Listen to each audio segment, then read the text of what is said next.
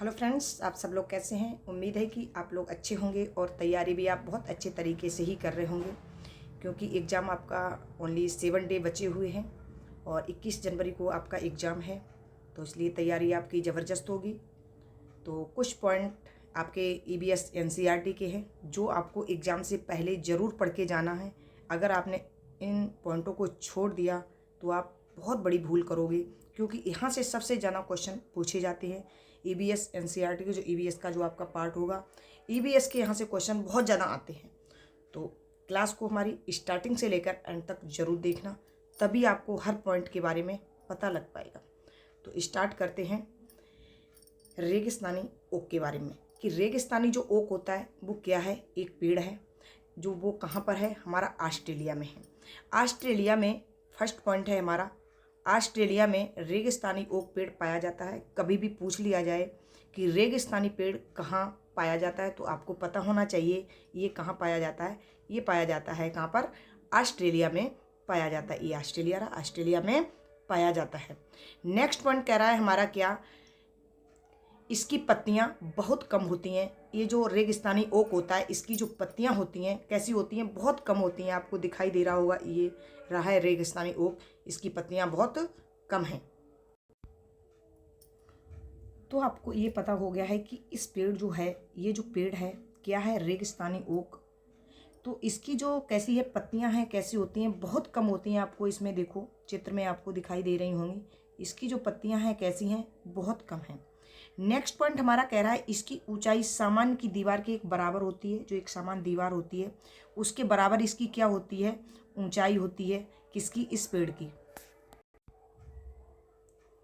Next point है हमारा क्या, कि इस वृक्ष की जड़ें वृक्ष की ऊंचाई के लगभग 30 गुना गहराई तक नीचे जमीन के भीतर जाती हैं, जब तक जल तक ना पहुंच जाएं। जब तक इसकी जड़ें जल तक ना पहुंच जाएं तब तक इसकी जड़ें बढ़ती रहती हैं। और कितनी गहराई तक जाती हैं, एग्जाम में यही पूछ लिया जाता है कि 30 गुना गहराई तक जाती हैं।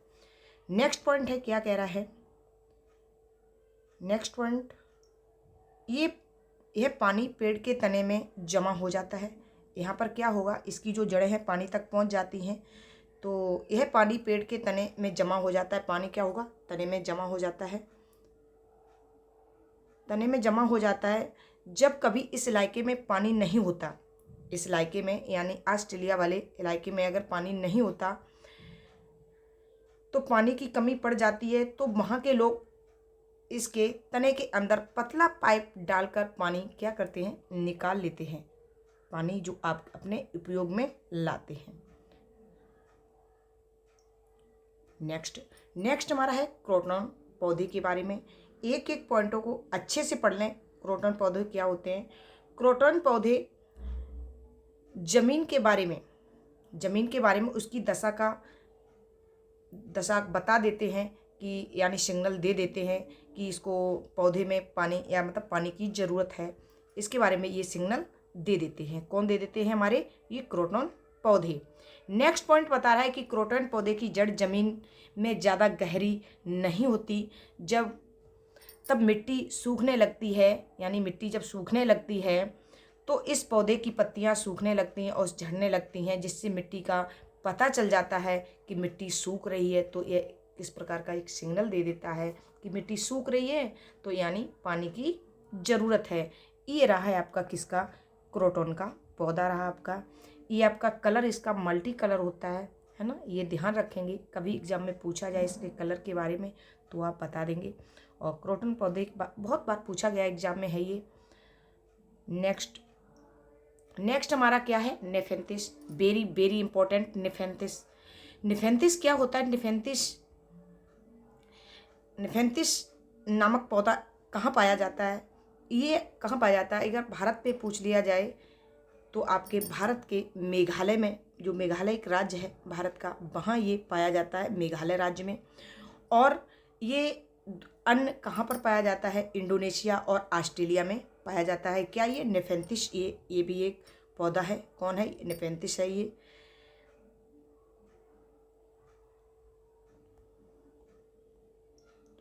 नेक्स्ट पॉइंट कह रहा है क्या, कि यह पौधा कीड़े मकोड़े और छोटे जीवों का शिकार करता है। कौन करता है? ये पौधा जो नेफेंथिस होता है, ये एक शिकारी पौधा है ना। इसका ये जो ढक्कन लगा हुआ है, कैसा देखो, आपको बताऊं मैं, ये देखो, जैसे ये छोटे मोटे कीड़े मकोड़े होंगे तो इसमें ये क्या करता है, खुशबू निकलती है, तो खुशबू से ही वो क्या कर लेता है, अपनी तरफ अट्रैक्टिव कर लेता है, और उसे जैसे ही वो पास आता है तो ये ढक्कन तुरंत उसका बंद हो जाता है और अपने उसको जीवों को फंसा लेता है। इसी तरीके से नेक्स्ट पॉइंट कह रहा है क्या, कि यह पौधा लंबे घड़े जैसा दिखता है। कैसा दिख रहा है? ये लंबे घड़े की तरह दिख रहा है, आपको दिखता है, जिसके ऊपर पत्ती का ढक्कन लगा हुआ है। मैंने आपको बता दिया पत्ती का क्या लगा हुआ है, ऊपर ढक्कन लगा हुआ है, और इसमें खुशबू निकलती है। इसमें क्या निकलती है? खुशबू निकलती है, जिसकी वजह से कीड़े मकोड़े उसके अंदर फंस जाते हैं। खुशबू की वजह से इसके पेड़ के पास आते हैं और वो क्या करते हैं, बेचारे फंस जाते हैं। फंस जाते तो उनका शिकार हो जाता है। इसलिए इस पौधे को क्या कहा गया है? इस पौधे को शिकारी पौधा भी कहा गया है। किसको? इस पौधे को। नेक्स्ट पॉइंट कह रहा है क्या, कि ये नेफेंथिस पौधे को घटपड़िये पौधा भी कहा जाता है। क्या कहा जाता है इस पौधे को? इस पौधे को आपको घटपड़िये पौधा भी कहा जाता है। अन्य कीट पक्षी, अन्य जो कीट पक्षी हैं वो क्या है? अन्य कीट भक्षी पौधे हैं, मतलब कीट भक्षी हैं, इनमें मतलब कोई भी छोटे मोटे चूहे, इस तरीके से कीड़े मकोड़े को ये मतलब अपनी खुशबू के पास बुला लेता है और क्या, और फंसा के उसको अपना शिकार बना लेता है। ये मैंने पढ़ा है किसके बारे में? नेफेंथिस के बारे में। अब बात करते हैं किसके, नेक्स्ट हमारा चलेगा बरगद। ये बरगद क्या है? बरगद के बारे में ज़्यादा से ज़्यादा क्वेश्चन पूछे जाते हैं, तो इसलिए मैं आपको बरगद, एनसीईआरटी ईवीएस के यहीं से क्वेश्चन आते हैं, जो आपके कंटेंट ईवीएस के जो बनते हैं। बाकी आपकी जो पेडागोजी होती है 15 नंबर की, वो तो आप कर ही ले जाओगे, कोई दिक्कत नहीं है उसमें, क्योंकि मैंने ऑलरेडी आपकी वीडियो नेगेटिव और पॉजिटिव वर्ड की मैंने डाल रखी है, उनको आप देख लें। अच्छे मार्क्स, कोई दिक्कत नहीं, सीटेट तो आराम से पास हो जाता है, पास ही तो करना है। बरगद के पेड़ की जो लटकन, उसकी जड़ें जो होती हैं, ये क्या होती हैं? टहनियाँ सी निकलती हैं और बढ़ते बढ़ते ज़मीन के अंदर चली जाती हैं, और ये जड़ें मजबूत एक खम्भों की तरह पेड़ का सहारा दे देती हैं। देख लीजिएगा, ये रही हैं, ये देखो सहारा दे रही, कितनी सारी ये क्या है? टहनियाँ इसकी हैं, कितने तने इसके लटके हुए हैं, देखो टहनियाँ, इतना ये क्या है? ये बरगद का हमारा पेड़ रहा है। तो बरगद के बारे में ये देख लो।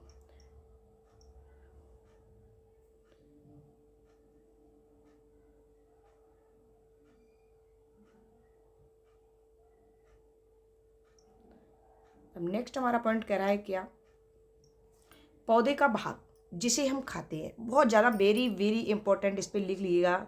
ये क्या है? वेरी वेरी इंपॉर्टेंट है ये, है ना। कैसा? पौधे का भाग जिसे हम खाते हैं, जिसे हम क्या करते हैं? खाते हैं।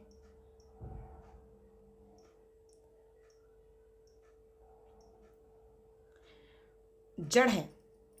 मूली, गाजर, चुकंदर, टेपिकोया और शकरकंदी, ये क्या है? हमारी जड़ें हैं। बहुत ज़्यादा क्वेश्चन ये पूछा जाता है कि जड़ें कौन है, तना कौन है, पत्ती कौन है, बीज कौन है, फूल कौन है और फली कौन है। यहीं पर बच्चे बहुत ज़्यादा घबरा जाते हैं कि जड़ें कौन सी होगी।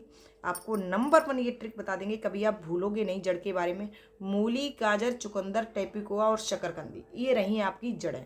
क्या रही हैं? ये जड़ें रही हैं।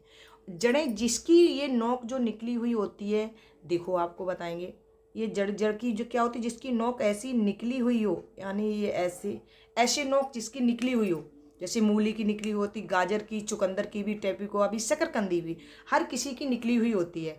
तो वो तो हमारी क्या होती हैं? ये हमारी जड़ें होती हैं, ठीक है ना। जैसे मूली, गाजर, चुकंदर, टेपिकोया, शकरकंदी। फटाफट देखते हैं। नेक्स्ट है हमारा तना। आलू, प्याज, अदरक, ये हमारे तना है। क्या है? हमारे आलू, प्याज, जो अदरक है, ये हमारा तना है। और जड़ हमारी मूली, गाजर, चुकंदर, टेपिकोया और शकरकंदी हमारी क्या है? ये जड़ हैं। पत्तियां हमारी ये रही हैं धनिया, पत्तियां हमारी रही हैं धनिया, पत्ता गोभी, अरबी, पालक, कड़ी पत्ता। ये आप पत्तियों को पहचान लोगे, पत्ती में तो कोई दिक्कत नहीं, पत्ता वाली चीज़ें होंगी, ठीक है ना। और जो बीज हैं, क्या हैं? बीज जना, जो चना होता है, बाजरा होता है, सरसों है, गेहूँ है, जो बीज हमारे जो सीड्स होते हैं, जो हम बोते हैं, है ना, जिससे उगती है फसल कोई भी, तो वो हमारे क्या बीज होते हैं। चना को बोया जाता है, बाजरा को बोया जाता है, सरसों को बोया जाता है, गेहूँ को बोया जाता है, धान को क्या बोया जाता है, तभी तो उसकी पौध बनती है ना। तो ये हमारे क्या हो गए हैं? बीज। इसी तरीके से हम फ्लावर देखते हैं, ये फूल क्या है, सैजन के फूल, केला के फूल, कचनार के फूल, है ना। ये चीज़ तो आप समझ लेंगे। सबसे ज़्यादा आपको कठिन इसमें क्या लगेगा कि पत्ती को भी आप समझ जाओगे। सबसे दिक्कत आ जाती है आपको किसमें आ जाती है, पता भी होगा आपको, तना और जड़ में यही दिक्कत आती है। मूली, गाजर, चुकंदर, टैपेकोया, शकरकंदी, और जो हमारे तना होते आलू, प्याज और अदरक। आलू, प्याज, अदरक हमारी तना हो गई है, और जड़ हमारी मूली, गाजर, चुकंदर, टैपेकोया और शकरकंदी हमारी क्या हो गई है, ये जड़ हो गई। इसी तरीके से हम नेक्स्ट देखते हैं। नेक्स्ट पॉइंट हमारा क्या है, फली। फली हमारी क्या होती है, मटर होती है, पता होना चाहिए। नेक्स्ट पॉइंट है किसके बारे में, फटाफट देखते हैं, जल्दी जल्दी देख जाइएगा क्योंकि बहुत सारी चीज़ें हैं।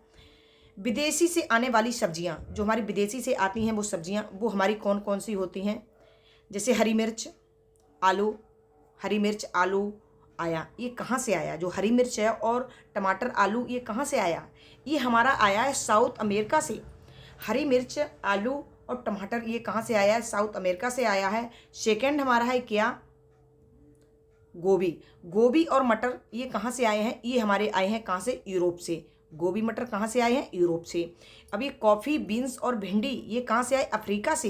ये कॉफ़ी बीन्स होती, बीन्स आप सभी जानते हैं, बीन्स, और ये भिंडी, कॉफ़ी कहाँ से, अफ्रीका से आए हुए हैं। और सोयाबीन ये कहाँ से आया हुआ है, ये चीन से आया हुआ है, क्या, सोयाबीन। तो यहाँ तक ये चीज़ें आपने देख ली। विदेशी से जो आने वाली सब्जियाँ हैं वो कौन कौन सी हैं, हरी मिर्च, टमाटर, आलू साउथ अमेरिका से आए हैं। गोभी और जो मटर है ये कहाँ से आई हुई है, यूरोप से आई है। कॉफ़ी बीन्स और भिंडी ये अफ्रीका से आए हुए हैं। और सोयाबीन कहाँ से आया है, ये चीन से आया हुआ है। नेक्स्ट पॉइंट चलता है हमारा किसके, घास के बारे में। ग्रास के बारे में देखते हैं कि घास का पौधा जितना ज़मीन के ऊपर होता है, जितना ज़मीन के ये ऊपर होता है, उससे कहीं ज़्यादा ये ज़मीन के अंदर फैला हुआ होता है। किसका, घास का पौधा होता है। घास की जड़ें बहुत मजबूत होती हैं, इन्हें खुरपी से खोदकर निकाला जा सकता है ना। ये चीज़ हमने घास के बारे में पढ़ा है। यहाँ घास से पॉइंट अगर कुछ बनता है तो आपको पता हो जाएगा। नेक्स्ट देखते हैं पादपों और पारिस्थितिकी अनुकूलन क्या होता है। देखते हैं फर्स्ट पॉइंट में क्या कहा गया है कि जलोद विधि, जो जलोद विधि है ये क्या है, ये पौधे बहुत अधिक जल वाले स्थानों पर पाए जाते हैं। ये जो पौधे हैं वो जल वाले स्थान पर पाए जाते हैं। और ये जो है समोविधि, ये पौधे सामान्य स्थानों पर उगते हैं। कौन सी, जो सासे सामान्य, आप समझिए समोद विधि होता है, सामान्य स्थानों पर उगते हैं ये। इसमें क्या, इसके अंतर्गत क्या होता है, जैसे वन, बाग, बगीचे, खेत आदि में उगने वाले ये क्या होते हैं, पेड़ पौधे होते हैं समुद्रभिद वाले। और जलोदभिद वाले पता है जल वाले स्थानों पर पाए जाते हैं। और जो मरुद्भिद होते हैं वो मरुस्थलीय, माँ से मरुस्थल, मरुदेल, सामने कोई दिक्कत नहीं है, आपको समझ में भी आ रहा होगा। मरुद्भिद, ये इस पौधों को मरुस्थलीय पौधे भी कहते हैं। जहाँ मृदा में पानी की कमी होती है और तापमान अधिक होता है, जैसे जो कैक्टस है, ये ना कैक्टस दिया गया है, तो जैसे कैक्टस ये कहाँ पर पाया जाता है, कैक्टस का पौधा ये मरुस्थलीय पौधा है, ठीक है ना। नेक्स्ट पॉइंट कह रहा है लवणोभिद पौधे, जो पौधे खारे जल वाली जगह पाए जाते हैं। जो लवणीय जो पौधे होते हैं तो खारे जल में पाए जाते हैं ना। नेक्स्ट है आगे, फटाफट इन चीज़ों को देखते जाइएगा। और नेक्स्ट है किसके बारे में पढ़ते हैं, ड्रिप यानी टपक सिंचाई विधि। ये क्या होता है, विध में सिंचाई के जल को पौधे की जड़ें क्षेत्र में बूंद बूंद करके दिया जाता है। इस विधि को बाष्पीकरण की क्रिया द्वारा जल की हानि के बराबर होती है। इस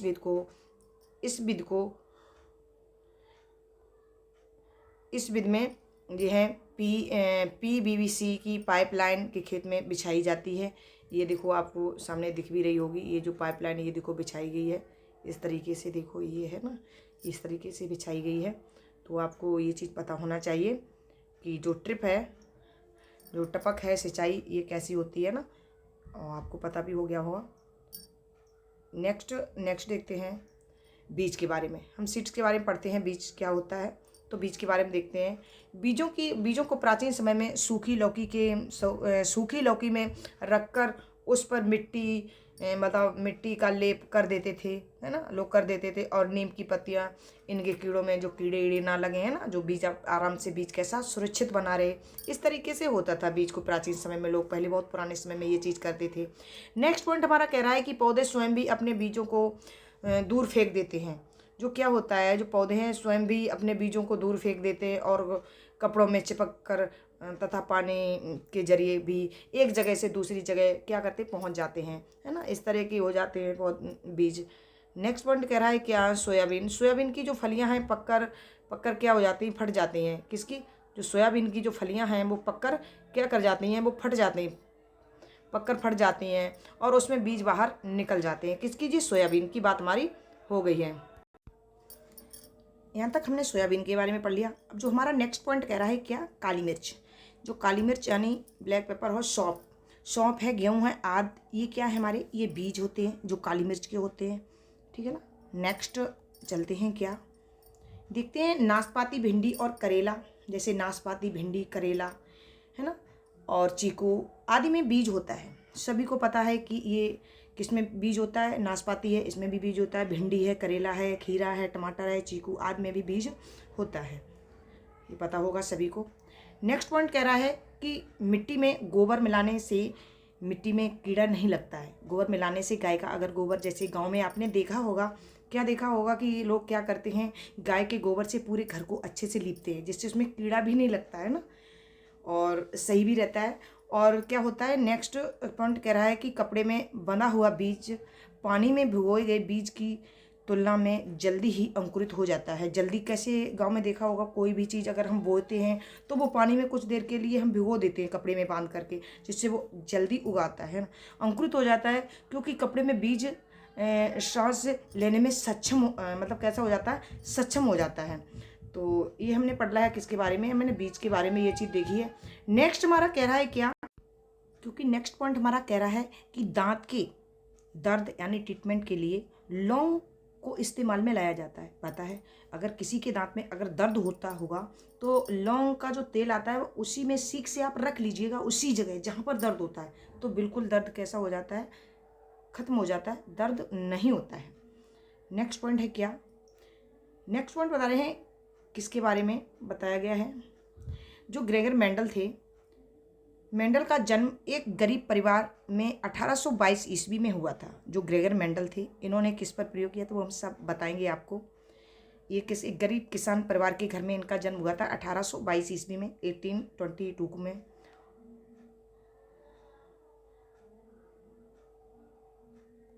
नेक्स्ट पॉइंट है, इन्होंने 7 साल तक मठ के बीच में 28,000 पौधों पर बारीकी से कई प्रयोग किए। कितने की, 28,000 पौधों पर। कभी भी क्वेश्चन में पूछ लिया जाए एग्जाम में, कितने पौधों पर उन्हें बारीकी से प्रयोग किया है, तो 28,000 पौधों पर ही उन्होंने प्रयोग किए हैं। ढेरों आंकड़े इकट्ठे किए हैं, लेकिन क्या होता है, मेंडल ने बताया है कि मटर के पौधे में कुछ ऐसे मतलब होते हैं जो जोड़ियों में आते हैं। कैसे आते हैं, जैसे मटर का जो पौधा होता है वो जोड़ी में आता है। जैसे एक होता है अलग अलग मटर के पौधे को जो हो जाए, मटर उसमें हो जाए तो उसे फोड़ना तो अलग अलग हो जाता है बीज, है ना। तो ये अगर पूछ लिया जाए कभी भी एग्जाम में कि ग्रेगर मेंडल इन्हें किसका मतलब वो किया था, किस पर प्रयोग किया था, तो मटर के पौधे पर ही इन्होंने प्रयोग किया था। ये हमने पढ़ा है किसके, ग्रेगर मेंडल के बारे में। नेक्स्ट पॉइंट है हमारा क्या, नेक्स्ट पॉइंट है जैसे बीज का चिकना या खुरदरा होना, पीला या हरा होना, और पौधे के तने का लंबा या नाटा होना, ये क्या हो जाता है, ये बीज के होते हैं, बीज के ऊपर रहता है ना, जैसा बीज हो।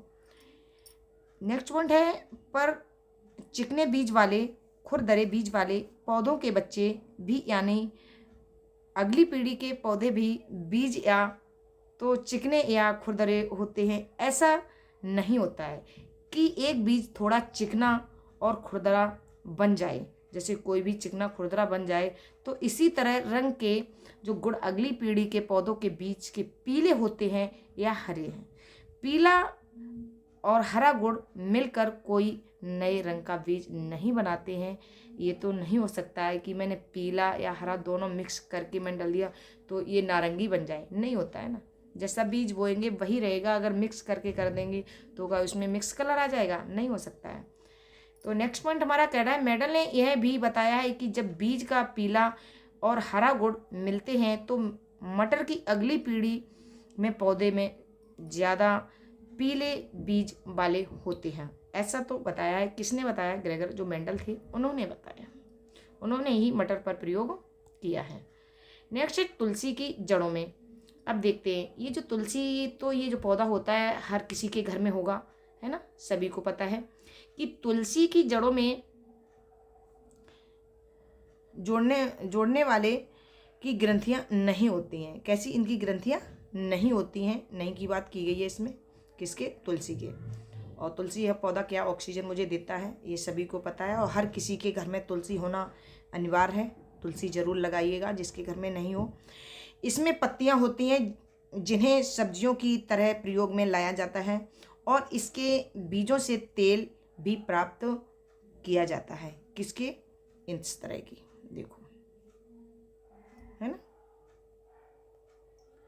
नेक्स्ट कह रहा है क्या कि ये कहते हैं अमरबेल। अमरबेल आपने देखी होगी, आप कभी भी गांव में गए होंगे, देखिए कोई भी पेड़ हुआ उस पर अमरबेल आ जाती है। जैसे अमरबेल एक परजीवी पौधा है। कैसा ये? कभी भी पूछ दिया जाए, परजीवी पौधा है, दूसरे पर ये निर्भर है। कैसा? दूसरे पर। देखो कितना, ये देखो, ये क्या है, ये आपको पता होना चाहिए, ये क्या है? ये हमारा अमरबेल रही है। नेक्स्ट पॉइंट है हमारा क्या कि पटसन। पटसन का जो रेशा पटसन के पौधे के तने के भाग से प्राप्त होता है ना। ये पटसन रहा है, आपको पता हो गया, ये पटसन देता है ना, ये पटसन है। नेक्स्ट देखते हैं एनीमिया। एनीमिया से सबसे ज़्यादा क्वेश्चन आते हैं यहाँ पर, किसमें? सीटेट के एग्जाम में बहुत ज़्यादा ये पूछा जाता है। किसके? सीटेट के एग्जाम में क्या पूछा जाता है कि एनीमिया किस तरीके से क्वेश्चन आता है, उसके बारे में हम बात करते हैं। किसके? एनीमिया के बारे में। एनीमिया हीमोग्लोबिन यानी आयरन की कमी के कारण होता है। किसकी? आयरन की कमी के कारण ये होता है। कौन? हमारा एनीमिया ही होता है, आयरन की कमी के कारण होता है। ये शारीरिक और मानसिक रूप से प्रभावित करता है। इससे बच्चे ठीक से पढ़ते नहीं हैं। अगर किसी के अंदर आयरन की कमी हो जाती है तो बच्चे ठीक से नहीं पढ़ पाएंगे, है ना। उनका शारीरिक और मानसिक संतुलन सही नहीं रहता है, जिसको एनीमिया हो जाती है। ब्लड की मात्रा कम रहती है ना। नेक्स्ट पॉइंट कहता है उनका एनर्जी लेवल जो होता है, जो एनर्जी रहती है शरीर में, लो हो जाता है। एनर्जी उनके अंदर ताकत नहीं रहती है, पढ़ाई में ध्यान नहीं लगेगा। जब आपके एनर्जी फुल आप नहीं रहोगे तो कैसे आप पढ़ाई में, आपका मन नहीं लग सकता है, क्योंकि इसकी किसकी कमी हो जाती है? आपके आयरन की कमी हो जाती है। तो आपको क्या खाना चाहिए उसके बारे में बता रही हूँ मैं, कि आपको क्या करना चाहिए। लोहा, गुड़, आंवला और हरे पत्तेदार सब्जियों में मिलता है। किसमें मिलता है? गुड़, आंवला और हरे पत्तेदार जो सब्जियां होती हैं। यही क्वेश्चन कई बार सीटेट में पूछा गया है। ये सीटेट के एग्ज़ाम में कई बार ये पूछा गया है कि क्या पूछा गया है, सीटेट के एग्ज़ाम में कई बार ये पूछा गया है कि एनीमिया जो बीमारी होती है ये किसके कारण होती है, कैसे सही होगी, है किसकी कमी हो जाती है। इसमें आयरन की कमी से होती है, तो आयरन की कमी से मुझे कौन सी चीज़ें उपयोग में लानी चाहिए? जैसे लोहा, गुड़, आंवला और हरे पत्तेदार सब्जियां, ये आपकी होनी चाहिए। और जैसे लोहा दिया गया, आप लोहे की कढ़ाई में सब्जी बनाइएगा, है ना, तो आपके आयरन तो होता ही है इसमें, लोहा में, तो इसलिए आपकी उससे भी कुछ कमी होगी, धीरे धीरे पूरी हो जाएगी, है ना। आंवले, हरेदार पत्तियाँ सब्जी खाइए, पालक है ये खाइएगा, है ना। इससे क्या हो जाती है, सारी कमी आपकी एनीमिया की, वो पत्तेदार सब्जियां खाइए, हरे पत्तेदार, तो बहुत जल्दी ही कवर हो जाती है।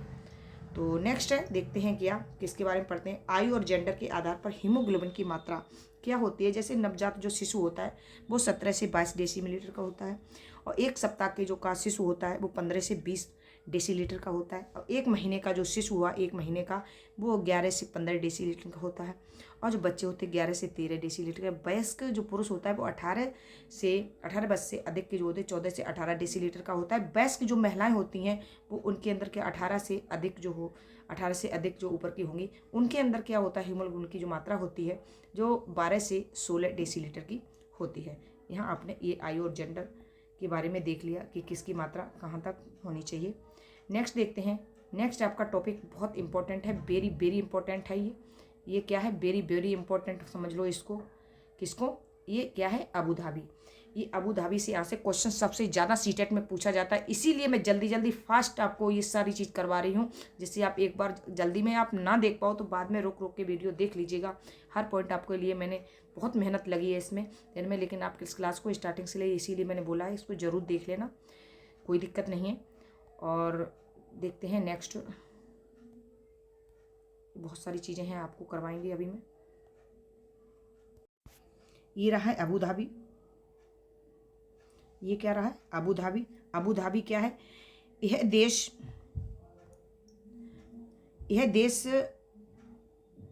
ये देश रेगिस्तान इलाके में है। यहाँ की स्थानीय भाषा क्या है, अरबी है। कहाँ की, अबू धाबी की। जो कभी भी पूछ लिया जाए यहाँ की भाषा क्या है, ये आपकी अरबी भाषा होती है ना। और नेक्स्ट पॉइंट कह रहा है क्या, नेक्स्ट पॉइंट कह रहा है जहाँ पानी बहुत कीमती है, क्योंकि मतलब वहाँ पर अबू धाबी में पानी बहुत कीमती है, क्योंकि यहाँ ना तो वर्षा होती है और ना ही नदियाँ, झील तथा तालाब हैं। वहाँ पर ना तो नदियाँ, झील, तालाब कुछ नहीं है। यहाँ पानी की बहुत कीमती रहती है। वहाँ की भाषा क्या है, भाषा आपकी अरबी भाषा है। कैसी है, ये अरबी रही है, अरबी उसकी भाषा है ना, क्या है, अरबी। और ये पूछ लिया जाए वहाँ पर पानी बहुत कीमती है। नेक्स्ट पॉइंट आगे देखते हैं क्या बता रहे हैं कि यहाँ रेतीली ज़मीन के नीचे तेल होता है। यहाँ खजूर के पेड़ अधिक मात्रा में होते हैं। देख लीजिएगा अबू धाबी में कहाँ सबसे ज़्यादा खजूर की मात्रा आपको मिलेगी, कहाँ पर, अबू धाबी में अधिक मात्रा में दिखाई देते हैं, क्योंकि यहाँ पेड़ रेगिस्तानी इलाके में पाए जाते हैं, जो रेगिस्तान बहुत ज़्यादा है ना। तो वहाँ पर ये पेड़ आपको किसके मिलेंगे, खजूर के पेड़ आपको दिखाई देंगे। इस तरीके से आपके खजूर के पेड़ आपको मिलेंगे देखने में, कहाँ पर, अबू धाबी में। नेक्स्ट पॉइंट हमारा कह रहा है किस पे, अबू धाबी पे ही है। अबू धाबी की जो करेंसी है वो दिरहम है। बहुत बार एग्जाम में पूछा गया है कि अबू धाबी की जो क्या नाम करेंसी है वो कौन सी है, वो दिरहम होती है, पता होना चाहिए सभी को, है ना। तो अबू धाबी की जो करेंसी है वो क्या हो गई है, दिरहम हो गई है। नेक्स्ट पॉइंट जा रहा है क्या, अबू धाबी में रेत के पहाड़ और टीले पाए जाते हैं। क्या, रेत के पहाड़ और क्या पाए जाते हैं, ये टीले पाए जाते हैं किसमें, अबू धाबी में। नेक्स्ट पॉइंट कह रहा है क्या कि इसलिए अबू धाबी से भारतीय समय 1 घंटे 30 मिनट आगे हैं। कैसे, अबू धाबी से जो भारतीय लोग हो कैसे हैं, 1 घंटे और 30 मिनट यानी 1.5 घंटा आगे हैं समय से।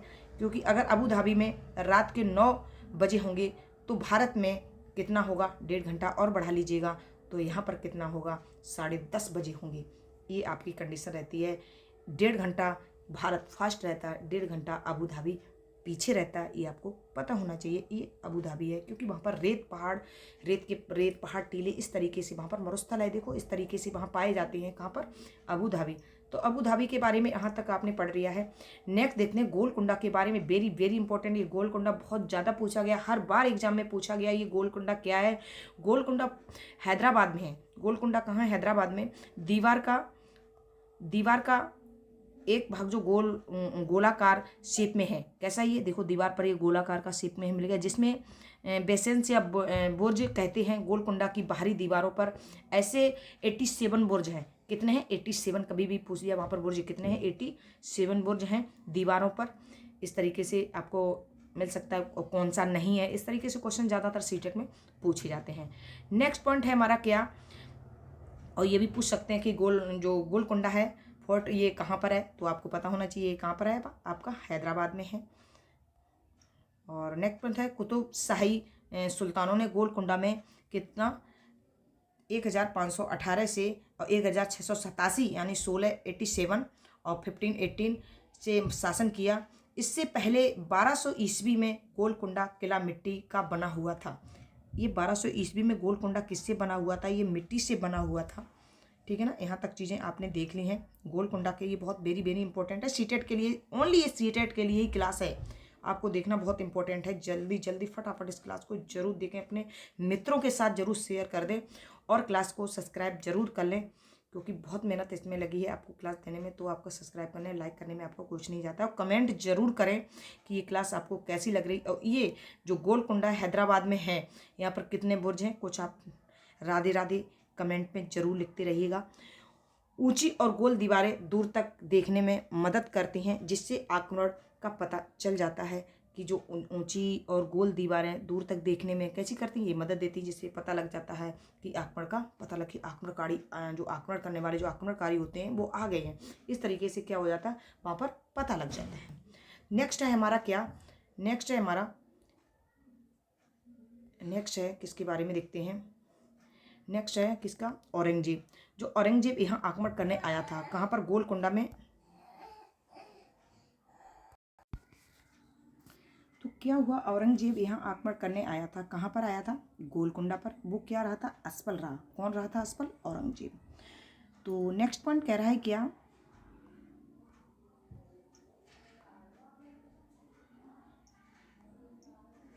लगभग 8 महीने तक किले का बाहर अपना सेना के साथ रहा।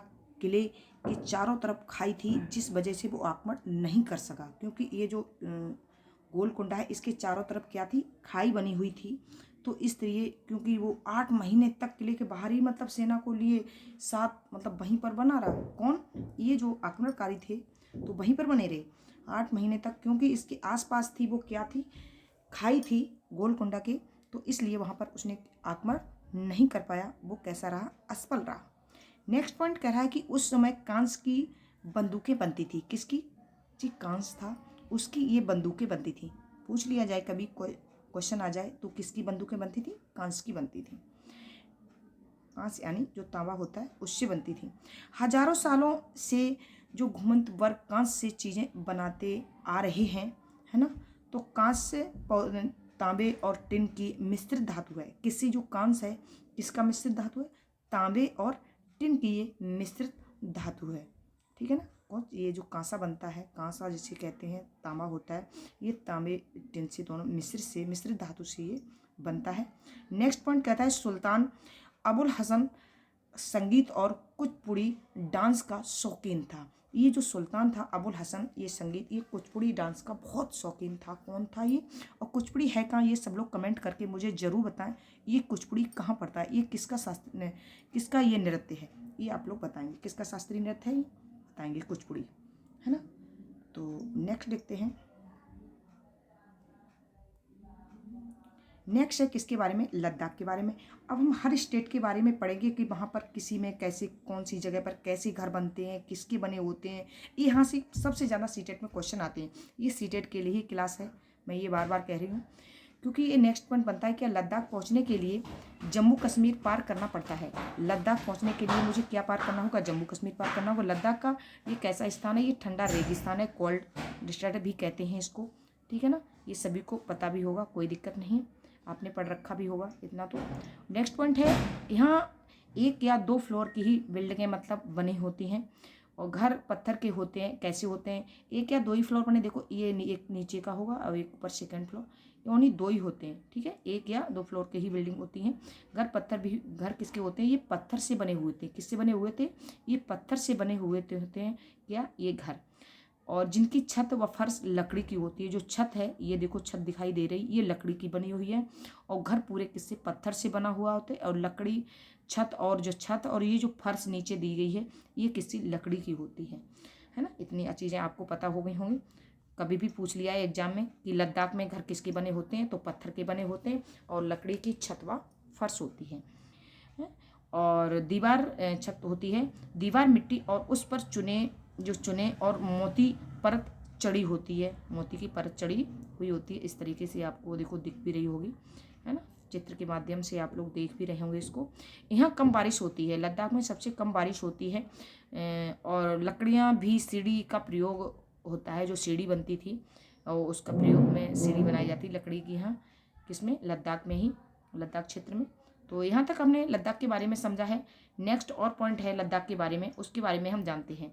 क्या होता है, जो ग्राउंड फ्लोर होता है, ग्राउंड फ्लोर में क्या होता है, जानवरों को रखा जाता है। जो नीचे का ग्राउंड फ्लोर में जानवरों को रखा है।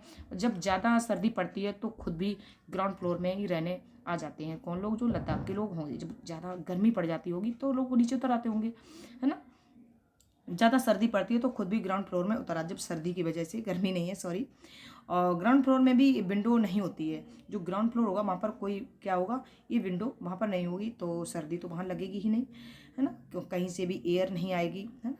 और गर्मी के मौसम में ये लोग फल सूखा लेते हैं। गर्मी के मौसम में ये लोग क्या करते हैं, सूखे मतलब जो फल है वो सूखा लेते हैं और सर्दियों में इनका इस्तेमाल करते हैं।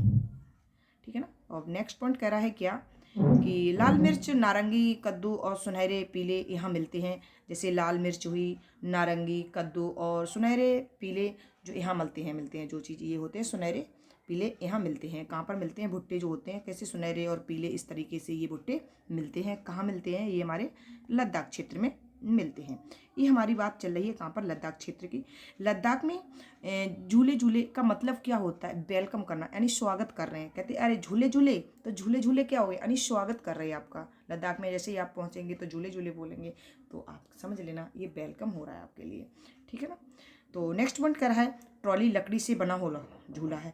ये एक ट्रॉली होती है, लकड़ी से बना हुआ झूला है, ये ट्रॉली बोलते हैं उसको। और इस्तेमाल लद्दाख में नदी को पार करने के लिए किया जाता है। जैसे हम नदी को कोई पार करेंगे, ये ट्रॉली होगी लकड़ी का बना हुआ जो झूला सा होगा जिसे नाव बोलते हैं, है ना। तो इसको मतलब नदी को पार करने के लिए प्रयोग में किया जाता है। यहाँ तक ये चीज़ें आपको समझ में आ रही होंगी किसके बारे में, लद्दाख के बारे में बहुत सारे पॉइंटों को पढ़ लिया है। अब नेक्स्ट हमारा किस पे आ रहा है, ये हमारा आ रहा है किस पे, जी चांग और थांग। ये चांग थांग पश्चिमी और उत्तरी क्या है, पश्चिमी और उत्तरी तिब्बत में ऊंचा पठार जहां 500 मीटर की ऊंचाई पर स्थित है, जो कुछ हद तक भारत और लद्दाख क्षेत्र में दक्षिणी पूर्व भी फैला हुआ है। ये दक्षिणी पूर्व में ये फैला हुआ है, लद्दाख क्षेत्र से लेकर दक्षिण पूर्वी तक ये फैला हुआ है, ये थांग वो चांग थांग है ना। नेक्स्ट पॉइंट हमारा कह रहा है क्या, नेक्स्ट पॉइंट कह रहा है यहाँ पर कि यहाँ चांगपा नाम जो चा दिया गया, चा से चांगपा जनजाति के लोग यहाँ पर बहुत ज़्यादा रहते हैं। चांगपा नाम की प्रजाति है जिसकी आबादी कुल 5000 है। कितनी है, 5000 है। तो यहाँ हमेशा अपनी भेड़ बकरी के साथ ये घूमते हैं। ये देखो भेड़ बकरियों के साथ ये चांगपा जनजाति के लोग जो है ना, ये क्या कर रहे हैं, ये प्रजाति के लोग अपनी भेड़ बकरियों के साथ ये घूमते हैं, है ना। तो ये चीज़ आपको पता रही, कितनी आबादी लगभग होगी, 5000 इनकी आबादी हुई। भेड़ बकरियों के साथ क्या करते हैं, ये घूमते हैं। यहाँ तक चीज़ें आपको समझ में आ रही होंगी। नेक्स्ट पॉइंट कह रहा है चांगपा लोग अपने टेंट को रेवू कहते हैं। देखो आपने समझ लिया होगा, क्योंकि जब हम किसी को बुलाते हैं वेलकम के लिए या स्वागत करते तो क्या वहाँ पर बोलते हैं लद्दाख में तो क्या बोलेंगे, झूले झूले, है ना। और चांगपा जनजाति जो हमारे लद्दाख में ही है, तो लद्दाख क्षेत्र में ये जब जाएंगे चांगपा लोग होंगे ना, ये टेंट को जो टेंट तंबू लगे हुए होते हैं उनको क्या रेवो बोलते हैं। ये चीज़ आपको ध्यान रखनी होगी। यहाँ से इस तरीके से ही क्वेश्चन बनते हैं कि टेंट को क्या बोलते हैं, टेंट को रेवो बोलते हैं, झूले झूले बोलते हैं, है ना। इस तरीके से कई चीज़ आपको ऑप्शन में देंगे, इनमें से कोई नहीं, तो आपको याद होना चाहिए कि रेवो बोलते हैं किसको, टेंट को। नेक्स्ट पॉइंट हमारा कह रहा है चांगथांग आदिवासी लोग टेंटों का यानी 1000 साल से भी पुराना है। ये चांगपा आदिवासी लोग टेंटों को बोलते हैं, ये 1000 साल से भी कैसा है, ये पुराना है यानी ओल्ड है। नेक्स्ट पॉइंट कह रहा है किस पे, इसी पे ही अभी बात चलेगी। यहाँ सर्दियों में 70 किलोमीटर आवर की हवा चलती है। यहाँ पर देख लो कितनी, 70 की बात हो रही है ना। और नेक्स्ट बहुत वहाँ पर सर्दी पड़ती है। चांगपा की भाषा में चांगथांग का मतलब ऐसी जगह से है जहाँ कम लोग हैं। चांगथांग का कभी मतलब पूछ लिया जाए, जिस चांगपा की जो भाषा में चांगथांग का मतलब ऐसी जगह से जहाँ पर है जहाँ पर कम लोग हैं। कम लोग आपको पता होगा वहाँ पर कितने, 5000 तक की आबादी है, ज़्यादा आबादी भी नहीं है बाकी। ठीक है ना, ये चीज़ें आपको समझ में आ रही होंगी।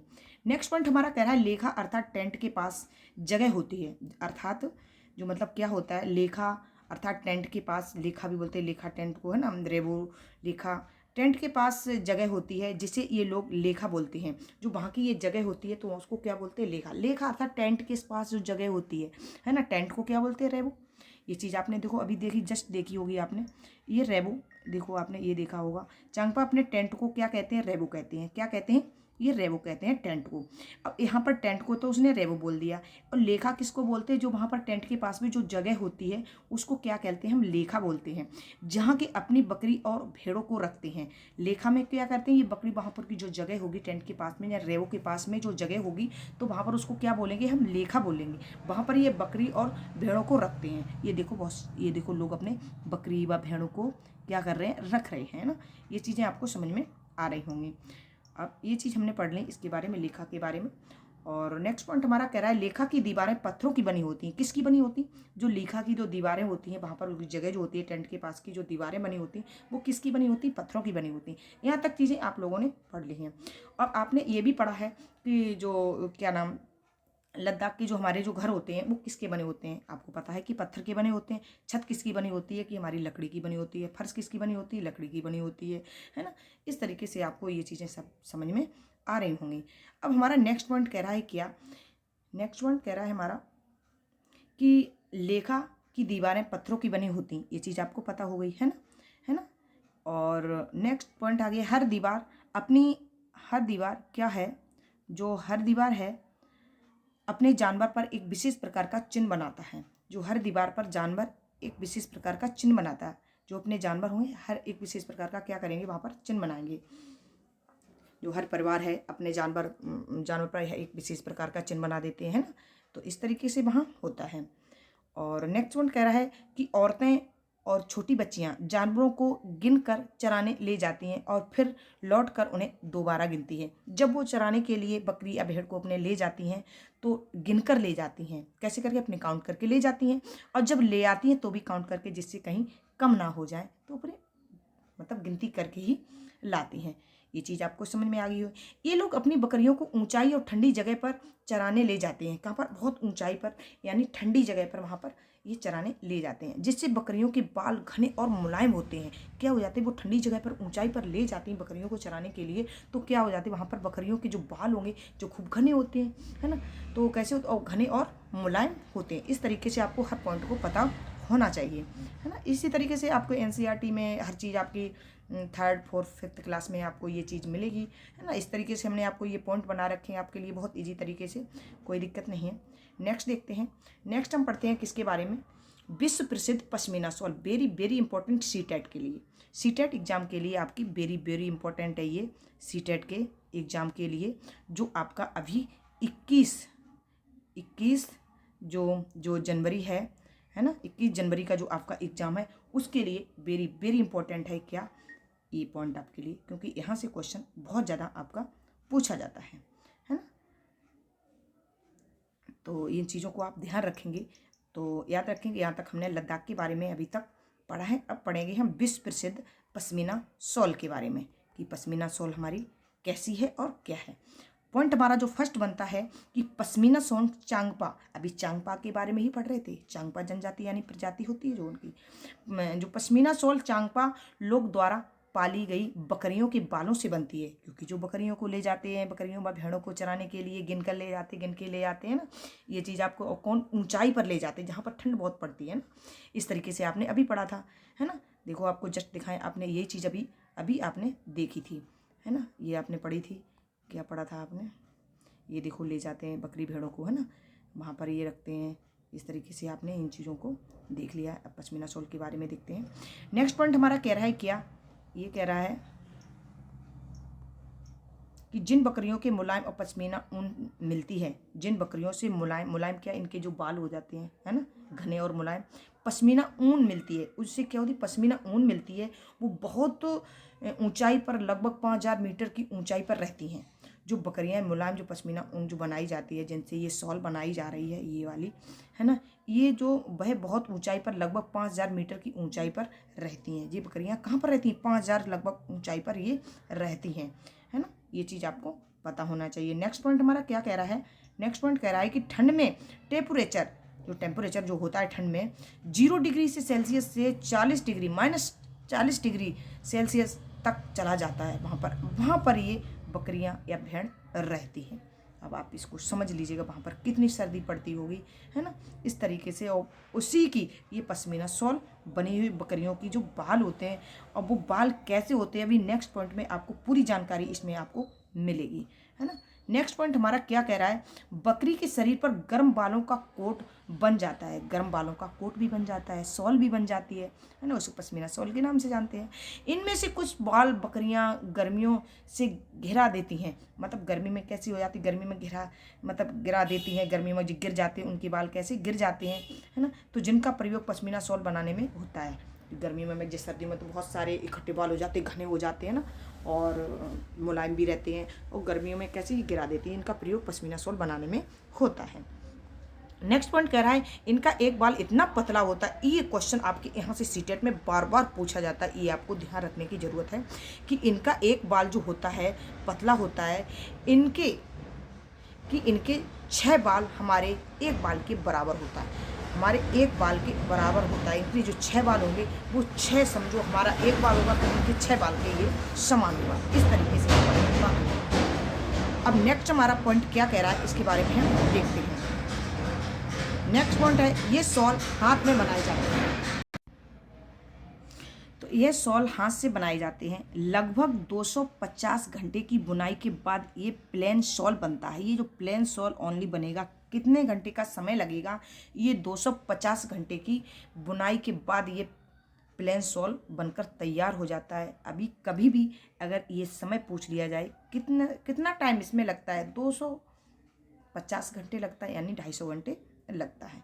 ये चीज़ आपको पता होनी चाहिए। यहाँ से क्वेश्चन बनते हैं, एक यहाँ से बनते हैं, एक यहाँ से ये क्वेश्चन बनते हैं, और अभी तक पूछे गए यहाँ से। एक पश्मीना शॉल 6 स्वेटर जितना गर्म होता है। जैसे आपका 6 स्वेटर आपके होंगे, उसके बराबर एक यहाँ पर स्वेटर होगा जो पश्मीना शॉल से जो बना हुआ वो इतना गर्म होगा। तो ये चीज़ आपको यहाँ तक ये पश्मीना की शॉल के बारे में आपने पढ़ा है। अब नेक्स्ट पॉइंट आपको बताएंगे हम किसके बारे में। अब नेक्स्ट पॉइंट पढ़ते हैं हम किसके, श्रीनगर के बारे में। तो आप ध्यान रखिएगा, इस तरीके से हम श्रीनगर के बारे में पढ़ते हैं। फिर हम पढ़ेंगे आपको ये नाव रही है मनाली के बारे में, उत्तराखंड के बारे में, उत्तर प्रदेश के बारे में, जहाँ से हर चीज़ आपको मिलेगी, है ना। तो ये चीज़ें हम आपको करवाएंगे नेक्स्ट क्लास में। तब तक आप देखते रहिएगा, और ये चीज़ आपको पूरी PDF आपको ये करा दी जाएगी प्रोवाइड आपको टेलीग्राम चैनल पर, जिससे आप आराम से देख सकते हो, कोई दिक्कत नहीं है। और ये क्लास आपको कैसी लगी तो कमेंट करके ज़रूर बताएं, और राधे राधे ज़रूर लिखें, है ना, क्योंकि बहुत मेहनत लगती है। चैनल को सब्सक्राइब ज़रूर कर लें ईमानदारी से, और आपको आगे का जो कंटेंट होगा इस पूरी आपको NCERT हम करवा देंगे EVS की, 1-2 दिन में पूरी कंप्लीट हो जाएगी। लेकिन एग्ज़ाम से पहले इसको ज़रूर देख के जाना, मैं ये चीज़ बार बार करें, क्योंकि यहाँ से क्वेश्चन सबसे ज़्यादा पूछे जाते हैं। इस तरीके से यहाँ पर जो चीज़ पॉइंट नहीं आता है वो आप नोट जरूर कर लें, ठीक है ना। टाइम आपके पास बहुत कम है, पढ़ लीजिएगा, केवल एक बार पढ़ लो, कोई याद करने की आपको ज़रूरत नहीं है। तो जय हिंद, वंदे मातरम। फिर मिलते हैं आपको नेक्स्ट क्लास में।